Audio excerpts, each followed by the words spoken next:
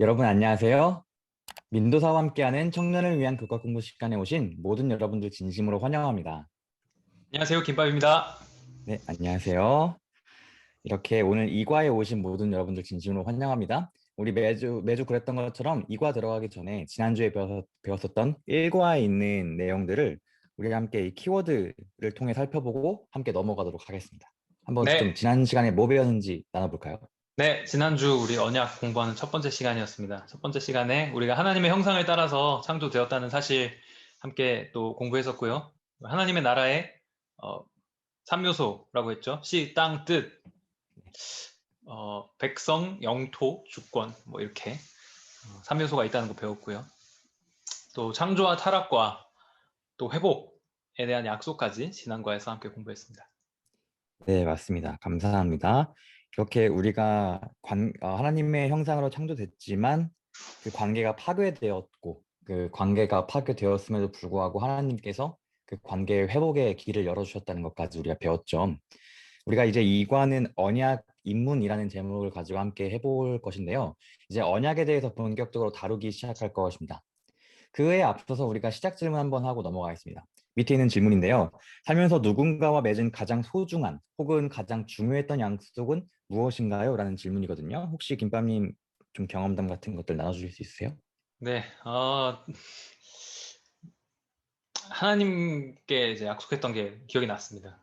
하나님께 음, 언제 약속을 했냐면 제가 그 편입 준비를 할 때 네. 공부를 하면서 하나님께 쓰임 받는 어떤 삶의 첫걸음이 되게 해달라 그런 기도를 하면서 음, 그렇게 이제 도와주시면 하나님께 영광 돌리는 삶을 살겠다 이런 음, 이런 좀 서원을 이런 약속을 좀 했던 것 같아요. 그래서 뭐 또 좋은 결과를 주셔가지고 네. 그런 어떤 걸음이 이어져서 또 여기까지 올 수 있었던 것 같습니다.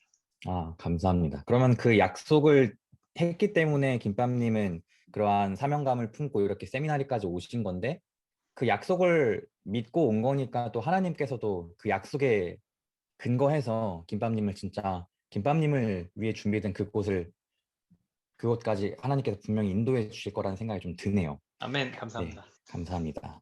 이번 과에서 배울 언약이란 것도요, 약속과는 조금 비슷한 부분들이 많이 있어요. 근데 언약은 약속보단 조금 더 특별한 부분이 있죠. 언약에 대해서 이제 한 과 동안 이렇게 배울 것인데, 오늘은 특별히 깨닫기.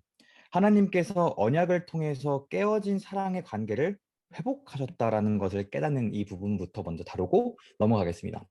일요일 소지는 언약의 기본 원리라는 제목을 가지고 우리가 나눠볼 것인데요. 언약이란 단어가 무엇일까요? 먼저 히브리어로 살펴보면은 베리트라는 단어라고 해요. 뭐 사실 뭐 어떤 단어인지 뭐 원어 같은 것들은 어렵기 때문에 좀 관심 없으실 수도 있는데 이거에 대한 뜻을 살짝 좀 보자면 이런 것입니다. 두 당사자가 있어요. 그 두 당사자가 뭐 동등한 관계일 수도 있고요. 뭐 주인과 종의 관계일 수도 있는데 이 어떤 관계든지 간에 이 두 당사자를 하나로 묶는 관계를 나타내는 것이 바로 언약이라고 합니다. 그래서 그것이 사람과 사람의 관계일 수도 있고요. 사람과 하나님 사이의 그러한 관계일 수도 있는데 이 두 사이의 결속을 뜻하는 것이죠. 결속이라는 것은 또 무엇인가? 바로 한 덩어리로 묶어버리는 것이고 하나의 뜻을 가진 자들이 이렇게 한 마음으로 단결하는 것을 결속이라고 하는데요. 언약이라는 것은 같은 뜻을 가진 사람들이 하나가 되어서 각자가 해야 될 그런 의무들을 잘 수행하는 그런 관계라고 얘기하면 될 것 같아요. 이거에 대해서 우리 한 기 동안 계속 알아가 볼 것이니까 네. 차근차근 알아가 보도록 하고요. 네. 밑에 성경에 나타난 언약의 기본적 요소가 있습니다. 성경에 나타난 언약의 기본적인 요소. 사실은 김밤님도 아시겠고 많은 분들이 아시겠지만 이스라엘이 있었던 그 시대, 그리고 이스라엘이 존재하기 그 전부터도 고대의 언약이라는 그 컨셉이 굉장히 많이 유행하고 보편적인 컨셉이었어요. 그래서 모든 사람들이 언약이 무엇인지 다 이해하고 있을 만큼 언약이란 컨셉은 굉장히 유명하고 굉장히 익숙했던 것이었는데요. 그래서 성경 외의 자료에서도 많이 등장합니다. 성경 음. 외에 뭐 다른 민족들의 다른 뭐 국가들의 그런 기록 같은 것들을 보면은 언약에 대한 컨셉들이 많이 등장하는데 그것과 조금 비교가 되게 그럼 성경에 등장하는 언약은 어떤 요소들을 가지고 있는지 한번 볼 거예요. 첫 번째는 하나님의 약속이죠. 우리가 언약을 할 때 주인과 종의 관계로 우리가 하나님과 이렇게 언약의 관계를 들어갔는데요. 하나님은 바로 언약의 주인이시죠. 음, 언약의 주인, 언약 주이신 하나님은 맹세를 통해서 언약의 약속들을 우리에게 먼저 확증하십니다. 그렇게 하나님의 언약의 약속을 확증받은 우리는 순종하는 모습을 보여야 합니다. 우리 인류는 하나님과의 그 언약 관계에 있어서 하나님이 주인이시고 우리는 종이죠. 언약의 종입니다. 언약의 종으로서 인류는 그 언약에 대한 의무로 하나님의 뜻에 대한 순종을 하는 것이 우리에게 마땅히 해야 되는 의무인 것이죠. 네, 그렇게 하나님이 약속하시고 그 약속하신 것들을 우리가 올바르게 순종하길 원할 때 하나님은 우리에게 약속하셨던 그 구원의 계획을 성취시키시는 것이 바로 이 성경에 등장하는 언약의 기본적인 컨셉이라고 생각하면 될 것 같아요. 네, 이러한 것들을 우리가 가지고 이렇게 생각할 수 있을 것 같은데요. 우리 지난주가 배웠던 것들을 우리가 김빠님이 방금 잘 다뤄주셨어요. 그렇죠? 지난 시간에 배웠었던 것이 타락하고 그 타락한 이후에 하나님께서 그 관계가 파괴되었을 때 그 관계를 회복시키기로 약속하시는 그런 모습이 등장하는데 지난 시간에 다루지 않았던 부분 중 하나가 있어요. 창세기 3장 21절에 뭐가 등장하죠? 하나님이 가죽옷을 만드시는 이야기가 등장하거든요. 네. 혹시 하나님이 관계를 회복하기 위해서 하나님이 약속하시고 가죽옷을 만들어 주셨다라는 이 의미가 무엇일까 한번 좀 생각을 한번 해보면 좋을 것 같은데 김밤님은 그 의미가 뭐라고 좀 생각하시나요? 네, 저희 지난주에 함께 살펴본 내용 중에 인간이 하나님의 형상으로 창조되었다고 이야기한 부분이 있었는데, 죄로 인해서 그것이 이제 훼손이 된 것이죠. 하나님의 형상으로 창조가 네, 되었는데, 그 어떤 그 훼손에 대한 즉각적인 결과로 이 네, 그들이 이제 뭐 저희가 다 잘 알다시피 눈이 밝아지고 벗음줄을 그렇죠. 깨닫고 부끄러워하고 그러지 않았습니까? 그래서 뭐 무화과 잎을 엮어가지고 치마를 만들고 뭐 그렇게 했었는데 어, 그런 그들에게 이제 하나님께서 가죽 옷을 이제 지어 입혀주시면서 이 아담과 하와의 수치를 이 벌거벗은 수치를 이제 가려 주신 것이죠. 그래서 이 그렇죠. 인간의 어떤 죄로 인한 수치를 이제 덮어주시고 가려주시려고 이제 또 이런 가죽옷을 만들어 주시고 또 우리가 뭐 더 멀리 좀 나아가서 보자면 우리의 어떤 죄와 수치를 가려주시려고 돌아가신 자신이 수치를 당하고 음, 돌아가신 예수님을 또 생각해 볼 수 있을 것이고 맞아요. 아무튼 이 가죽옷 이야기를 통해서 이 하나님은 인간이 아담과 하와가 그리고 뭐 우리에게도 여전히 이 하나님과의 관계를 저버린다 할지라도 여전히 나는 너를 놓지 않는다라고 하는 그런 하나님의 사랑을 보여주는 어떤 음. 이야기인 것 같습니다. 가지고. 감사합니다. 네, 맞습니다. 하나님은 우리가 수치스러움을 경험하게 되고 죄를 경험했지만 그럼에도 불구하고 우리와 다시 한번 언약을 맺기를 원하셨습니다. 그래서 하나님께서 하셨던 것이 바로 무엇이었냐면은 그 언약을 위해서 다시 인간과 그 언약을 맺기 위해서 하나님은 피를 흘리시는 그런 모습을 보이시는 거죠. 즉, 우리가 원래 하나님의 형상으로 창조되었었던 우리의 모습 가운데는 죄가 없었기 때문에 피 없이도 우리가 언약을 맺을 수 있었지만 그 죄가 들어선 이후에는 피가 요구되어졌었다라는 것입니다.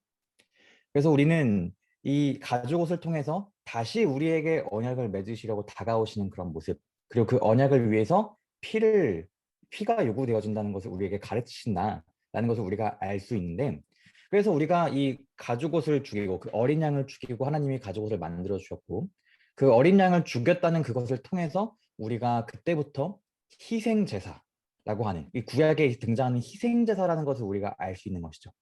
그래서 그 희생제도, 죄송합니다. 구약에 등장하는 희생제도는 구원의 전체적인 계획을 보여주기도 하는 부분들이 있죠. 그리고 그뿐만이 아니라 이 희생제도 중에서 혹시 번제라는 거 들어보신 적 있으세요? 김반님? 네. 네, 번제 들어보셨죠? 번제 혹시 어떻게 드리는지 대충 아시나요? 번제 이제 동물을 네, 잡아가지고 네.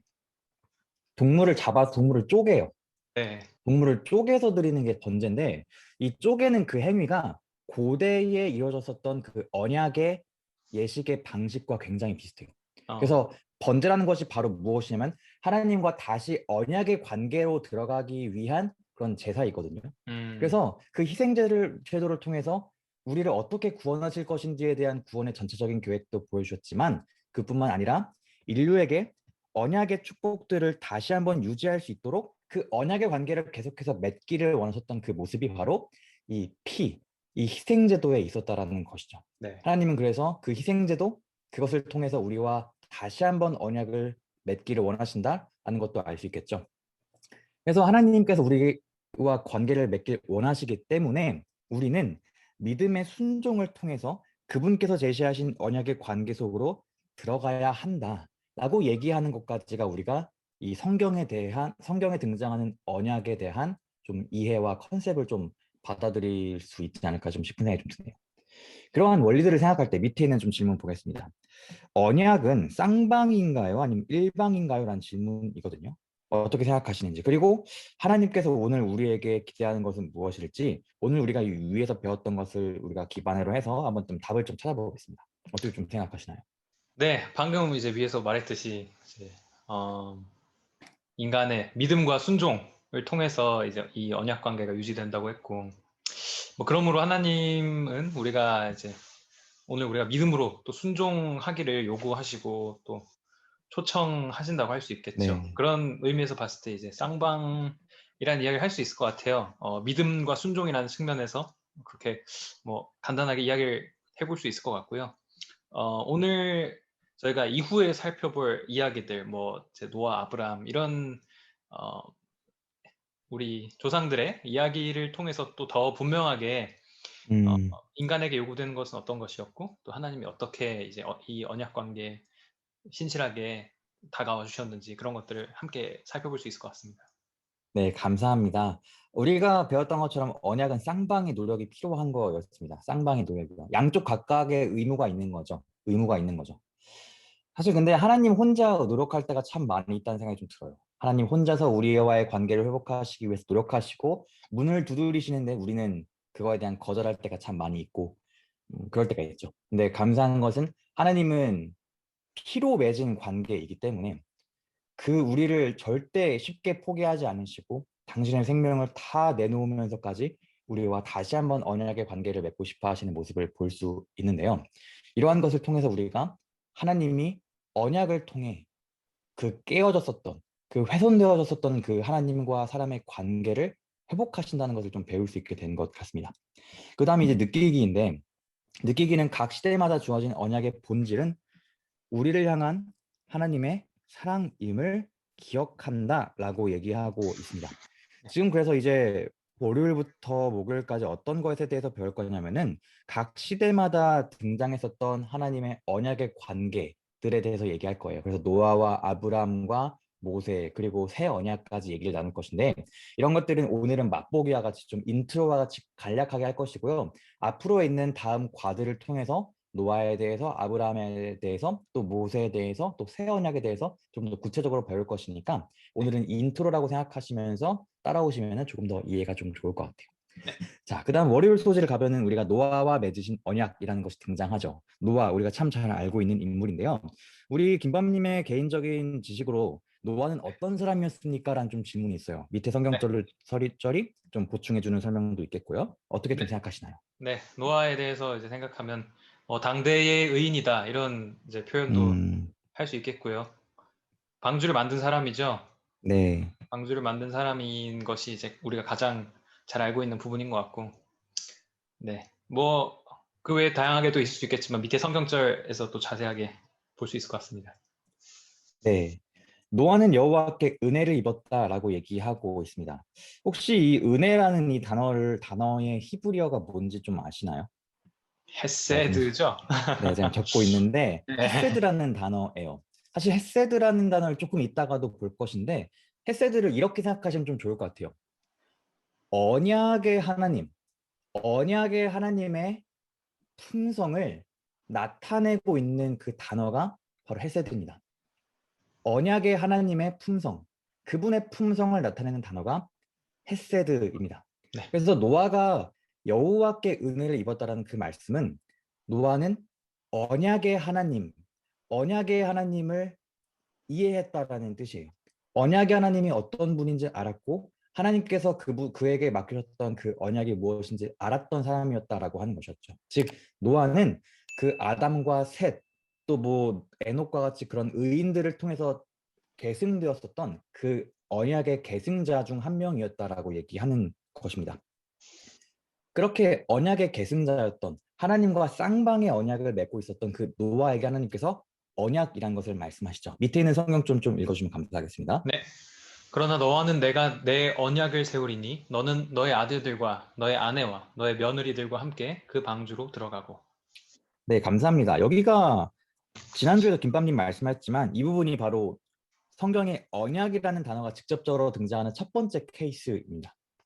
하나님께서 노아와 어떤 언약을 맺었다라고 지금 우리가 이 성경절과 이 우리 배경 지식을 통해서 알 수 있죠, 김밥님? 너를 이제 방주로 들어가면 너를 그렇죠. 살려주겠다는 것이죠. 네, 맞아요. 그 언약의 내용은 홍수로 이 세상을 멸망할 것이지만 내가 너를 안전하게 지켜줄 것이다라는 그 약속이었습니다. 하나님은 분명히 그 약속, 지켜주실 거라는 그 약속에 기반해서 언약을 딱 맺으셨는데 밑에 있는 질문 한번 좀 생각해 보세요. 만약 하나님이 약속을 지키지 않는 분이셨다면 어떤 일이 일어났을까요? 라는 질문이거든요. 어떻게 좀 생각하시나요? 네.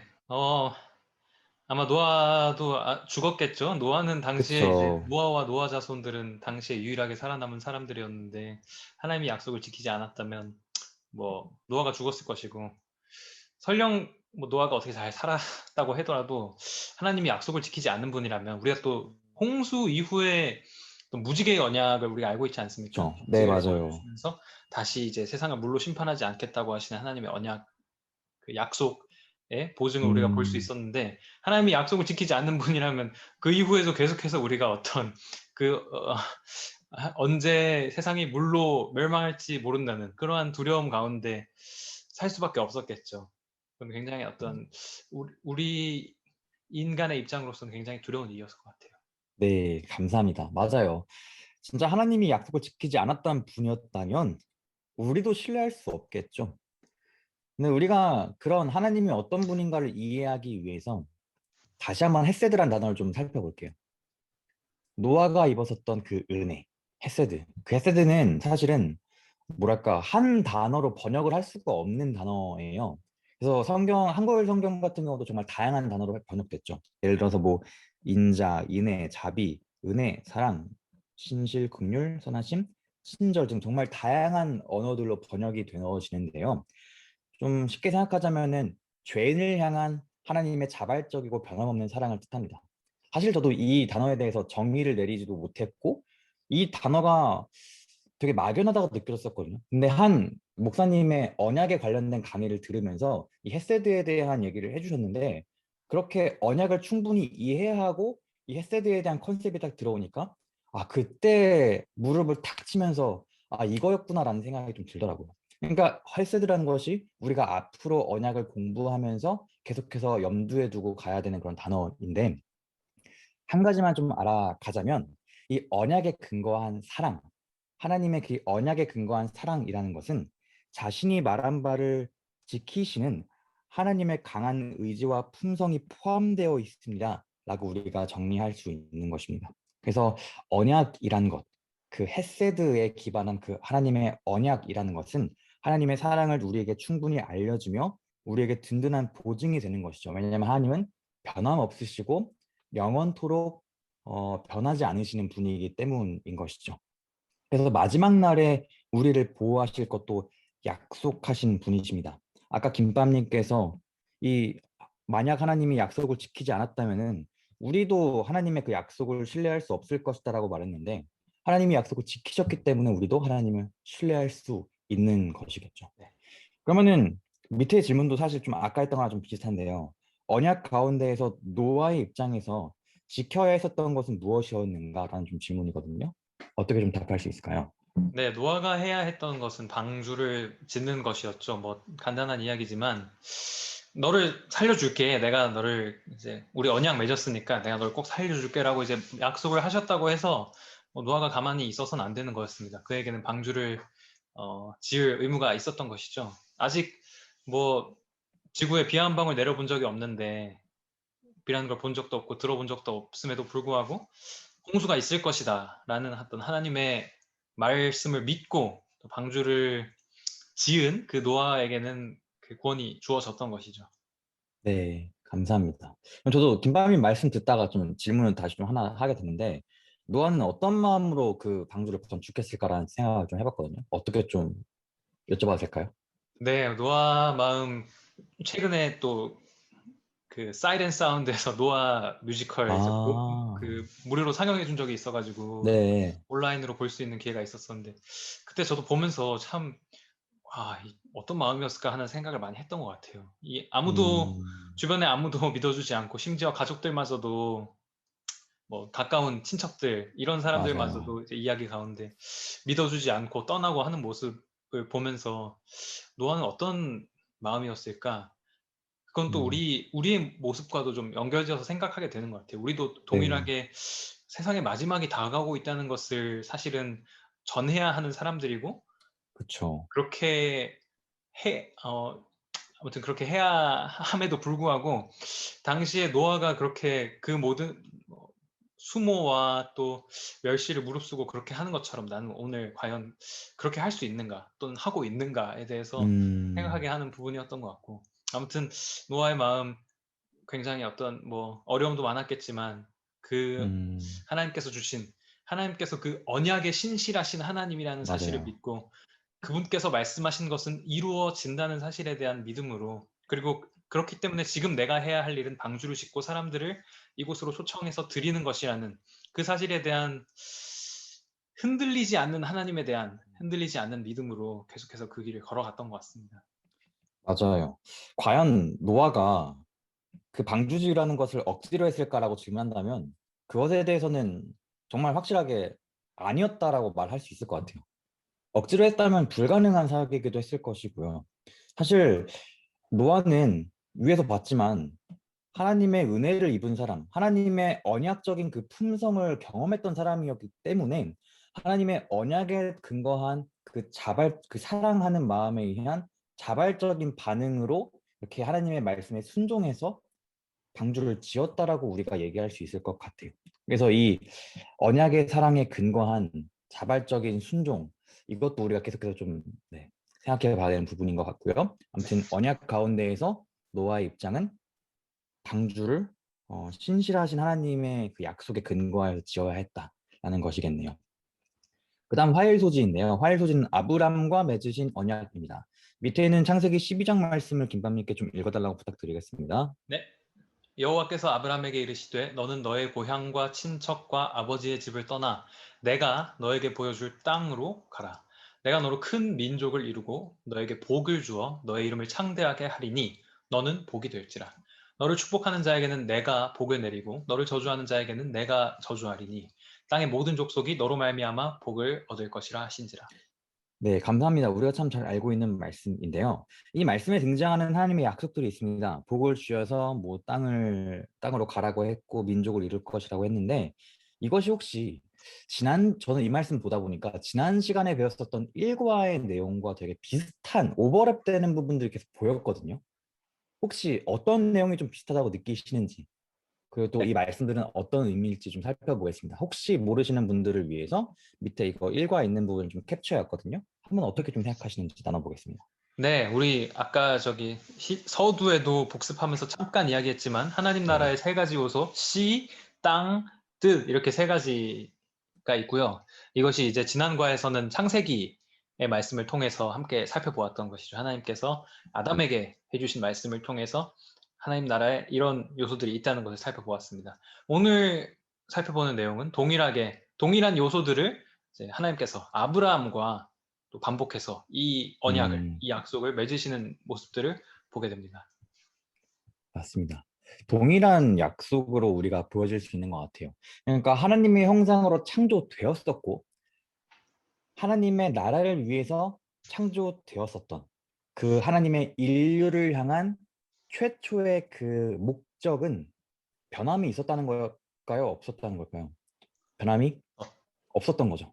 아담에게 주었던 그 축복의 내용과 아브라함에게 주었던 축복의 내용이 동일해요. 그 말은 그 둘 모두에게 동일한 목적을 가지고 있었고 그 목적은 변하지 않았다라고 얘기하는 것이었죠. 그래서 아브라함은 노아가 그랬었던 것처럼 그 아담 때부터 존재했었던 그 하나님의 언약의 백성들, 그 언약의 백성들이 가져야 하는 그 모습들, 그 언약의 계승자로서 선택되어졌었다는 것을 우리가 알 수 있는 것이죠. 그래서 그 사실은 하나님이 아브라함과 언약을 맺으시는 그 언약식을 맺으시는 그 장면은 창세기 15장에 있어요.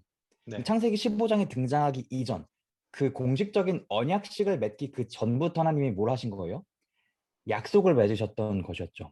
하나님은 언약을 맺으시기 전에 우리에게 먼저 약속을 수립하시는 그 모습을 주시면서 그 아브라함이 언약을 맺기에 마음이 잘 준비될 수 있도록 이렇게 하셨던 것 같다고 생각하기도 하고요.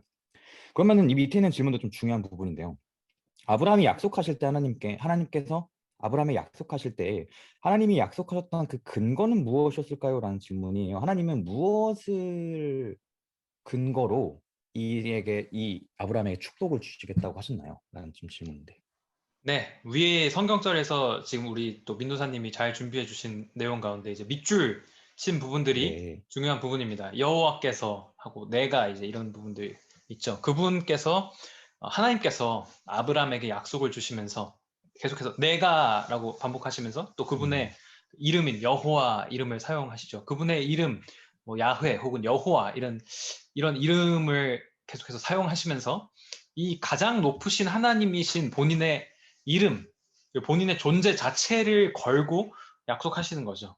하나님의 약속의 어, 근거는 뭐 세상에 있는 다른 어떤 것보다 가장 높은 자기 자신을 두고 맹세한, 약속하신 것이기 때문에 그 근거가 어떤 음, 최상의 존재인 하나님 자신에게 있다고 할 수 있겠습니다. 네, 감사합니다. 맞습니다.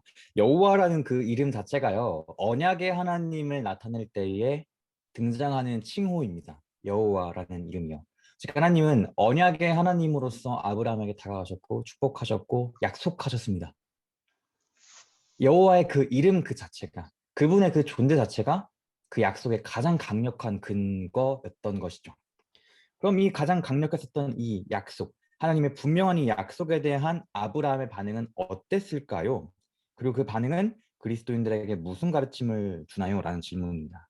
그래서 우리의 순종과 하나님의 약속 중에 먼저 선행되는 것은 무엇인지까지 좀 질문이 다양하지만 한번 네. 간단하게 나눠볼까요? 네, 아브라함의 반응부터 생각해 보자면, 뭐, 믿음으로 순종한 것이죠. 우리 여태까지 계속해서 살펴보았듯이 언약 가운데 네, 인간에게 부여된 부분은 믿음으로 순종하는 것입니다. 아브라함은 갈 바를 알지 못하고 나아갔고, 그런 그의 모습이 뭐, 이제 그게 그의 반응이었고, 우리에게 오늘 주는 큰 울림이 있는 것 같습니다. 우리도 요즘 오늘날의 시대에 뭐 다양한 묘사를 하지만 뭐 초불확실성의 시대 뭐 이런 얘기도 하잖아요. 그쵸. 그런 시대를 살아가는 우리에게 갈 바를 알지 못하고 나아간 아브라함의 모습은 여전히 오늘도 동일하게 어떤 울림을 주고 있다고 생각하고요. 어, 우리의 순종과 하나님의 약속 중에 먼저 선행되는 것은 무엇인가? 이 음, 부분에 답을 생각하다가 제가 세미나리 수업 듣다가 어떤 교수님께서 하신 말씀이 떠올랐는데 역사 신학 가르치시는 존 리브라는 교수님 이제 수업 시간에 하셨던 이야기 네. 하나님에 대한 이야기를 하시면서 하나님은 언제나 어떤 리액션을 하시는 분이 아니라 첫 액션을 먼저 하시는 분이라는 이야기를 하시더라고요. 음, 이 인간이 먼저 이 액션을 하고 하나님이 그에 따른 리액션을 해주시기를 원하는 것은 이교적인 사상이라는 것이죠. 그러니까 내가 이렇게 했으니까 하나님 내가 이렇게 했으니까 하나님도 이렇게 해주세요 라고 하나님께 요구하고 기도하고 하는 것들이 상당히 이교적인 사상이다. 그래서 이 우리가 기억해야 할 부분은 하나님께서 이미 이렇게 하셨으니까 예수님을 주셨으니까 나를 구원하셨으니까 하나님이 늘 그 액션을 먼저 시작하시는 분이니까 나도 그에 대한 리액션을 이렇게 하겠습니다 하는 것이 아, 교회의 어떤 참된 모습이어야 한다는 것이죠. 그래서 우리의 순종과 하나님의 약속 중에 언제나 하나님께서 먼저 우리에게 약속을 주시는 분이라는 사실을 또 생각해 볼 수 있는 것 같습니다. 네, 감사합니다. 그러네요. 아브라함에게도 가라고 말씀하시기 전에 내가 그 약속을 하시겠다고 약속하셨던 것처럼 약속을 보여주시고 나가라고 했던 것처럼 하나님이 먼저 행동하시는 그것이 참 너무 큰 은혜인 것 같습니다. 밑에 있는 말씀들을 우리가 봐도 우리가 좀 좋은 것 같아요. 아브라함은 하나님을 믿었고 그 믿음이 의로 여겨졌었고요. 그 믿음으로 아브라함은 부르심을 받았을 때 순종했다라고 얘기하고 있죠. 그럼 아브라함의 믿음, 하나님의 약속에 반응했었던 리액션을 보여줬었던 그 아브라함의 반응이 우리에게도 필요한 것 같다는 생각이 좀 드네요. 감사합니다. 그다음 수요일 소식인데요. 모세와 맺으신 언약입니다. 이 밑에 있는 성경절을 좀 읽어달라 부탁드리겠습니다. 네. 내가 아브라함과 이삭과 야곱에게 전능의 하나님으로 나타났으나 나의 이름을 여호와로는 그들에게 알리지 아니하였고 가나안 땅 곧 그들이 거류하는 땅을 그들에게 주기로 그들과 언약하였더니 이제 애굽 사람이 종으로 삼은 이스라엘 자손의 신음소리를 내가 듣고 나의 언약을 기억하노라. 네, 감사합니다. 이 말씀에 근거해서 밑에 있는 질문 생각해 보겠습니다. 하나님은 어떤 언약에 대해서 말씀하셨고, 출애굽은 언약의 관점에서 어떤 의미를 가지고 있었을까라는 질문이에요. 어떻게 좀 생각하세요? 네, 하나님이 아브라함에게 우리 방금 위해서 아브람에게 주신 그 네, 언약 살펴봤었죠. 이 땅을 약속하시면서 이 땅을 주겠다 이런 언약을 아브라함에게 하셨는데 지금 이 출애굽기의 말씀 가운데 그 언약을 다시 음, 이제 상기시켜 주시면서 그 땅 다시 너네한테 줄 거야라고 또 말씀하고 계시는 부분인 것 같고요. 또 이게 어떤 의미였을지 이 출애굽기부터 시작되는 이 내용들, 출애굽하는 이 모든 내용들이 하나님께서 그분의 백성들을 구원하시는 내용인 것 같습니다. 네, 약속하시는 그 언약을 주시는 그 하나님께서 약속하시는 것뿐만 아니라 그 아까 언약종이라고 했었죠. 네, 그 언약을 받은 주체인 그들을 또한 구원하시는 분이라는 사실을 또 알려주는 이야기인 음, 것 같습니다. 네, 감사합니다. 그러니까 언약 하나님이 직접 구원하셨다라는 것, 구원하시고 그들에게 약속하셨던 그 땅까지 인도하셨던 그 모습을 보고 진짜 여호와의 이름을 경험적으로 이해할 수 있었던 것이죠. 창세기 15장 16절에도 아브라함에게 당장은 아니고 한 4대 만에 가나안 4대를 지나고 나서 좀 시간이 몇백 년 지나고 나서 너희를 가나안 땅으로 인도하겠다고 말씀하셨거든요. 정확한 시대에 정확한 시기에 딱 이렇게 성취되었었던 모습도 볼 수 있죠. 그래서 아까 우리가 여기 성경에 나타난 언약의 기본적 요소 보면서 하나님의 약속과 우리의 순종과 구원의 계획 나왔잖아요. 그래서 하나님이 우리를 구원하실 그 모습들을 그 하나님의 말씀에 순종했었던 그들에게 보여주심으로써 우리 미래에 살아가는 지금을 살아가는 우리에게도 굉장히 좀 중요한 의미가 있지 않을까 싶어요. 결국 우리도 하나님께 순종하고 하나님을 따르면은 우리도 마찬가지로 구원해 주실 것을 믿을 수 있다는 거겠죠. 자, 그다음 밑에 있는 질문도 되게 중요한 부분인데요. 하나님은 출애굽 사건 이후에 홍해 건너고 시내산 가셔가지고 시내산에서 언약을 다시 맺으십니다. 언약을 다시 맺으시고 그다음에 율법을 주시는 모습을 볼 수 있어요.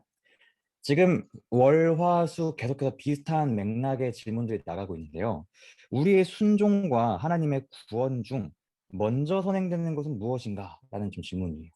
어떻게 좀 생각하세요?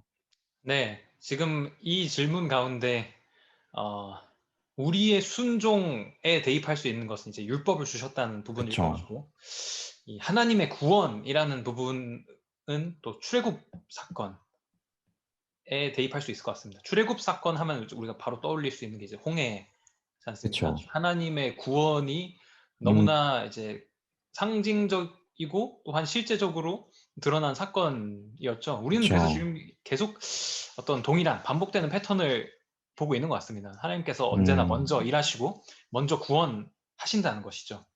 먼저 구원하신 그분의 그분께서 또 우리에게 음, 약속을 주시고 우리가 순종하기를 요구하신다는 사실을 계속해서 볼 수 있습니다. 맞아요. 감사합니다. 뒤 밑에는 말씀 같은 경우도 우리가 좀 중요한 메시지인데 한번 좀 읽어주면 감사하겠습니다. 네, 우리가 사랑함은 그가 먼저 우리를 사랑하셨습니다. 요한일서 4장 19절. 그리고 우리가 아직 죄인 되었을 때에 그리스도께서 우리를 위하여 죽으심으로. 로마서 5장 8절입니다. 감사합니다. 우리가 사랑하면 그가 먼저 우리를 사랑하셨음이라라는 말씀이 있죠. 즉 언약의 본질이 무엇인가? 우리가 지금까지 살펴봤고 앞으로 한과 동안 살펴봐야 하는 그 언약에 대한 가장 기본적인 본질이 무엇인가? 바로 하나님의 선행하신 사랑인 것이죠. 그 사랑을 경험한 노아가 방주를 지었습니다. 그 사랑을 경험한 아브라함이 믿음으로 길을 떠났습니다. 그 사랑을 경험한 모세와 그 출애굽 백성들이 하나님의 약속의 땅을 눈앞에 볼 수 있게 되었습니다. 홍해를 건넜고요. 하나님의 그 선행하시는 사랑이 하나님의 그 선행하신 사랑으로 말미암은 그 구원이 우리에게 먼저 주어졌고 그 구원에 대한 반응으로 우리에게 믿음과 순종을 요구하시는 모습이 계속 패턴이 지금 들어가고 있는 것이죠. 그래서 지금 노아, 아브람, 모세 각 시대마다 주어졌었던 그 언약의 본질은 우리를 향한 하나님의 사랑이었다라는 것을 우리가 알 수 있는 것이고 그 사랑을 이해해야지만이 우리가 또 그 언약의 관계에 들어갈 수 있는 것 같아요. 마지막으로 목요일 소지인데요. 목요일 소지는 새 언약입니다. 조금 긴 말씀인데 한번 김밤님께 좀 읽어달라고 부탁드려도 될까요? 네. 여호와의 말씀이니라. 보라, 날이 이르리니 내가 이스라엘 집과 유다 집에 새 언약을 맺으리라. 이 언약은 내가 그들의 조상들의 손을 잡고 애굽 땅에서 인도하여 내던 날에 맺은 것과 같지 아니할 것은 내가 그들의 남편이 되었어도 그들이 내 언약을 깨뜨렸음이니라. 여호와의 말씀이니라. 그러나 그날 후에 내가 이스라엘 집과 맺을 언약은 이러하니 곧 내가 나의 법을 그들의 속에 두며 그들의 마음에 기록하여 나는 그들의 하나님이 되고 그들은 내 백성이 될 것이라. 여호와의 말씀이니라. 감사합니다. 새 언약을 맺으겠다고 말씀하시면서 이렇게 말씀하시죠. 나는 그들의 하나님이 되겠다라고 말하고 있습니다. 나는 그들의 하나님이 되겠다. 그리고 그들은 내 백성이 되겠다라고 말씀하시는데 이 밑에 모세의 언약을 보면은 나는 사실 구약에서 굉장히 많이 등장했던 내용이 뭐냐면 나는 아브라함의 하나님, 이삭의 하나님, 야곱의 하나님이라고 얘기하십니다. 나는 너희들의 조상의 하나님이었다라고 말씀하시는 부분이 등장하세요.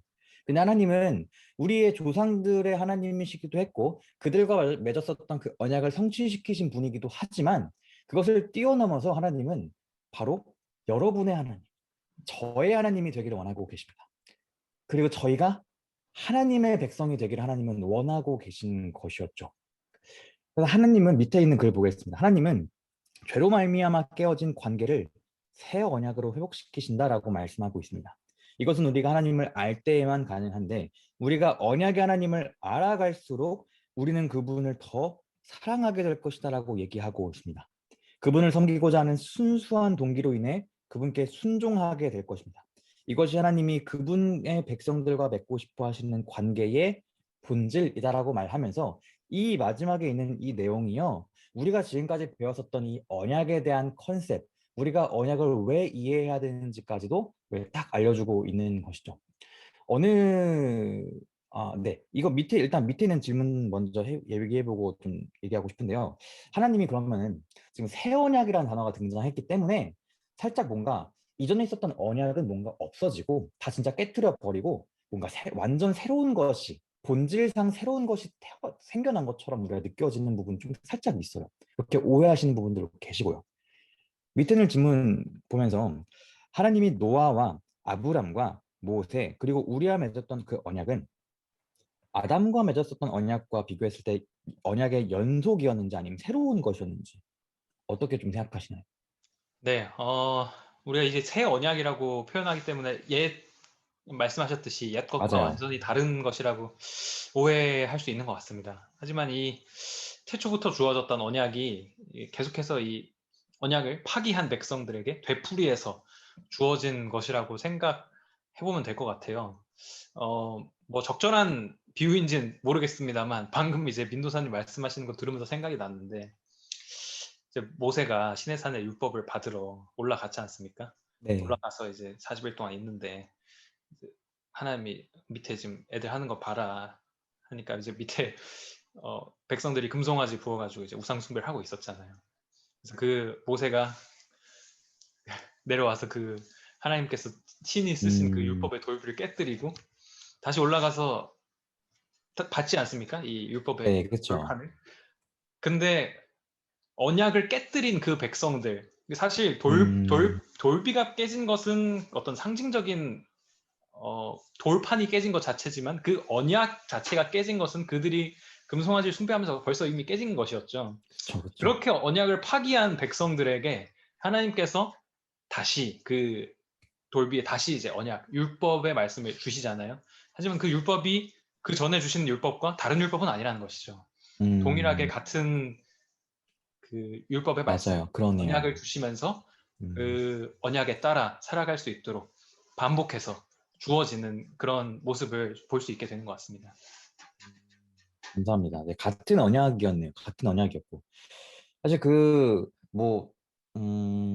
하나님이 아담에게 요구하셨던 것도, 노아에게, 아브라함에게, 또 이스라엘 백성들에게 요구하셨던 것도 진짜 그들에게 복이 되라고 요구하셨었고, 그 복을 다른 사람들에게 전하라고 얘기하셨고, 하나님의 그렇게 복을 전함으로써 하나님의 나라를 이 땅에 정말, 이 땅에 뭐랄까요? 이 땅에 하나님의 나라를 세우는 것이 그들의 목적이었잖아요. 우리를 창조하신 목적이었는데, 그것을 결국은 나에게도 똑같이 동일하게 요청하고 계시다라는 것을 우리가 좀 깨닫게 되는 것 같아요. 그리고 그렇게 되기 위해서 다른 모든 경우와 마찬가지로 언약을 주도하시는 분은 하나님이셨으니까 먼저 그 언약을 주도하시는 언약의 주인이신 그 하나님의 성품을 이해하고 그 헤세드를 이해하고 우리가 우리와 맺고 싶어 하시는 그 언약의 관계를 우리가 계속해서 들어가야 한다라는 것을 좀 새로 깨닫게 되는 것 같네요. 그렇게 하나님은 우리와 새로운 언약을 맺기를 원하시고 계십니다. 근데 맺기를 원하시는 그분이 이렇게 말씀하시죠. 내가 나의 법을 그들 속에 두며 그들의 마음에 기록하여라고 말하고 있으세요. 우리 마음 가운데 율법이 기록된다는 것은 어떤 개념일까요? 그걸 어떻게 이해해야 될까라고 좀 생각하고 질문해보고 싶은데요. 네, 어떻게 좀 생각하세요? 네, 이 율법이 더 이상 이제 율법의 어떤 말씀들이 내가 억지로 지키려고 노력해야만 하는 그런 그냥 이 음, 돌판 위에 써 있는 그런 조항들이 아니라 내가 즐거이 자연스럽게 그렇게 그분의 말씀에 순종하게 되는 것을 의미하는 것 같습니다. 그래서 이 막 악을 쓰고 막 인상을 써가면서 그렇게 하는 것이 아니라 음, 어떤 예수님의 사랑의 마음이 그리스도의 품성이 나를 자연스럽게 또 그분의 품성을 따라서 살아갈 수 있도록 해주는 것이 우리 마음의 율법이 기록된다는 의미인 것 같습니다. 네, 감사합니다. 진짜 마음의 율법이 기록된다는 그 말씀 그 자체로 우리가 이해할 수 있듯이 하나님의 사랑의 원칙인 그 율법이 우리 마음 가운데 심겨지는 것, 그것이 바로 하나님의 형상이 우리 삶 가운데 회복되는 것이 아닐까 하는 생각도 좀 들게 되는 것 같아요. 그러면서 우리가 이렇게 정리하면서 새 언약의 백성답게 하나님과의 사랑의 관계 속에서 살아가기로 결심하게 되기를 우리 모두가 결심하게 되기를 간절히 바랍니다. 함께 결론 읽고 마치겠습니다. 네, 하나님께서는 각 시대마다 그분의 백성들과 언약을 맺으시고 그들과 밀접한 관계 속에 사셨습니다. 하나님께서는 지금도 새 언약의 백성들인 우리와 깊은 관계 속에 살고 싶어 하십니다. 왜냐하면 언약이란 하나님과 인간 사이에 맺어진 약속의 관계일 뿐 아니라 구원의 계획이기도 하기 때문입니다. 합니다. 하나님이 정해놓으셨던 그 약속과 그 구원의 계획, 그 언약이라는 그 관계 속으로 우리 모두가 들어갈 수 있기를 간절히 바랍니다. 우리 이과를 마치면서 마지막 좀 정리하고 마치겠는데요. 어떻게 정리하실 수 있겠나요? 네, 오늘 이야기들을 통해서 동일한 패턴을 통해서 언제나 하나님이 우리를 위하여 먼저 움직이시고 일하시고 또 우리를 구원하신다는 사실에 감사하게 되는 시간이었고요. 뿐만 아니라 먼저 일하시는 하나님의 그 사랑, 언약의 사랑, 헤세드의 사랑에 반응하여 또 우리에게 맡겨진 사랑을 그 언약에 순종하는 믿음과 순종의 삶을 또 살아가야겠다는 다짐을 해보게 되는 시간이었습니다. 네, 감사합니다. 아까 제가 고대에도 언약이 존재했다라고 얘기했죠. 이스라엘 밖에도 그 당시 보편적으로 언약이라는 것이 존재했는데 항상 언약에는 피가 있었습니다. 항상 피로 맺은 관계가 바로 언약이었어요. 그래서 그 언약을 깨면은 그냥 지키겠다라는 그런 목숨을 걸고 지켜야 되는 그 관계가 바로 언약이었습니다. 하나님이 우리와 언약을 맺었다는 것은 언약을 깨게 되면은 목숨을 잃게 된다는 것이었죠. 사실 우리가 언약을 깼고 우리가 죽게 되는 것이 마땅한 것인데 언약의 보증인 되시는 예수님께서 대신 우리 대신 죽어주시는 그것이 바로 하나님과 우리와의 언약 관계입니다. 그것은 그 어떤 고대의 언약들과도 비교할 수 없는 헤세드, 우리를 먼저 사랑하시는, 우리에게 더 먼저 그 관계를 제안하시고 우리를 사랑하신다고 고백하시는 그 하나님의 품성에 기반하는 것이 바로 하나님과 우리의 언약입니다. 누가 먼저 그 언약에 근거한 사랑을 베푸는가?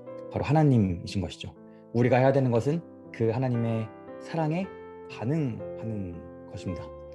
죄인을 향한 하나님의 자발적이고 변함없는 그 사랑에 반응하는 것이 우리가 구원에 있어서 자주 쓰는 용어들인 믿음, 순종, 의 이런 것들인 거겠죠. 그 사랑에 반응하는 것이요. 그리고 그 사랑에 반응해서 믿고 순종하고 의롭게 살아가는 그 사람들이 그 언약의 계승자입니다. 오늘날 하나님은 우리에게도 그 언약을 계승해 나가기를 원하고 계십니다. 여러분은 그 언약 관계에 입문하기를 원하시나요? 오늘 이 이과를 통해서 우리 모두가 그 하나님과의 언약 관계에 다시 들어가기로 결심하게 되기를 간절히 바랍니다. 아멘. 기도하겠습니다. 사랑의 아버지 하나님, 당신께서 언약을 맺으시고 우리와 밀접한 관계를 맺기를 원하셨습니다. 우리가 그 관계를 위해서 당신의 품성을 깊이 있게 깨달을 수 있는 계기를 주님 마련해 주시옵시고 당신을 더 알아갈수록 당신을 더욱더 사랑해 갈 수 있는 저희 모두가 되게 도와주세요. 예수님의 이름으로 기도합니다. 아멘. 아멘.